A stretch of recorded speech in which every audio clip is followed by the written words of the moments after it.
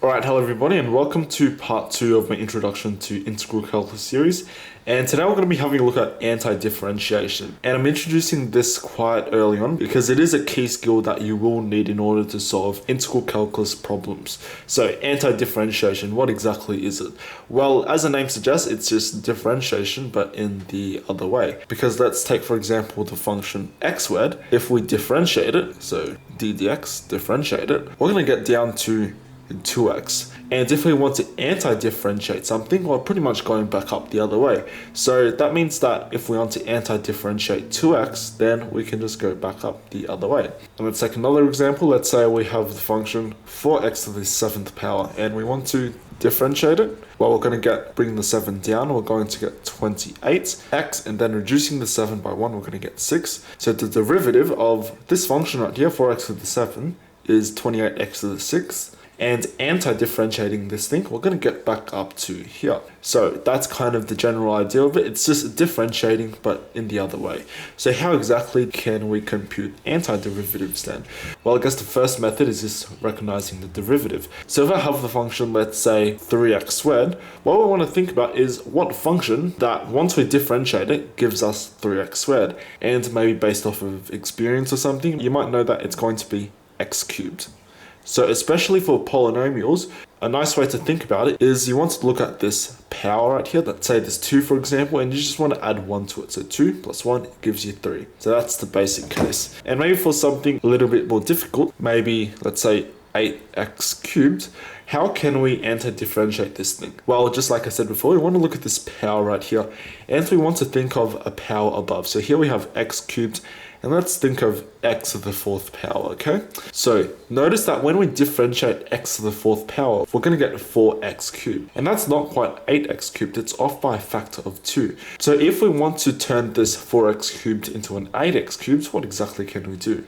Well, we can just multiply by 2. So we have 2 times, and that's going to give us an 8x. But if we multiply by 2 here, we have to multiply the top here by 2. That ensures that when we take the derivative of this function right here, so if we differentiate that, we do indeed get 8x cubed. And you can actually try that for yourself. If you bring this 4 down, you're going to get 2 times 4, which is 8, which is good.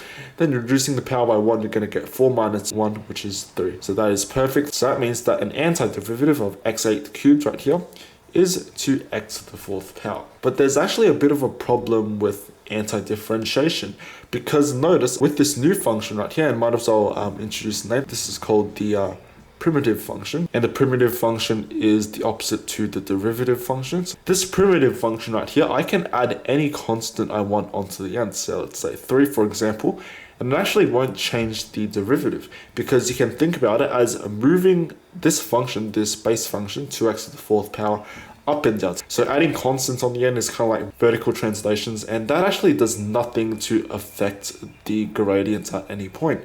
And that's why the derivative of a constant is 0.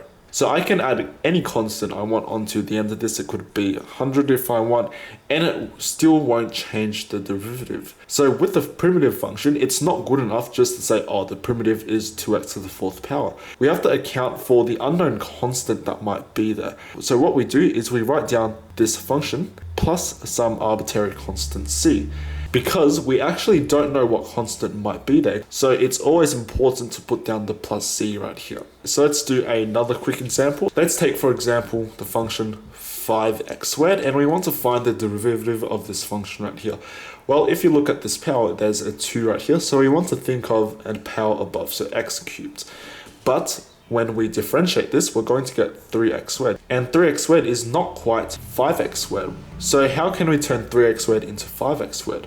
Well, all you need to do is multiply by a factor of 5/3 like so. Because notice in doing so, we're going to cancel out these 3's, and we're going to be left with a 5x squared, exactly what we want. So we know the derivative of x cubed is 3x squared. And since we're scaling a derivative right here by 5/3, we have to scale the original function. So 5/3 x squared like so. That ensures that the derivative of this function will give us 5x squared. And again, you can try that out for yourself. Bring the 3 down, it's going to cancel it with this 1/3 right here. And that's going to leave you with 5x squared. So that's good. So that means an antiderivative of 5x squared is 5/3 x cubed. And of course, don't forget your constant plus c. And this is the answer. And you may be wondering, well, is there a faster way to do this? Is there a rule or something? Well, the answer is yes, and that's what I'm going to be covering in the next video. Just like with the power rule for differentiation, there is a rule to go backwards for anti-differentiation. So that is pretty much it for this video, just the basic idea of anti-differentiation, just as the reverse of differentiation. And as always, whenever you're anti-differentiating, don't forget the plus c. So that's pretty much it for this video, and I'll see everyone next time.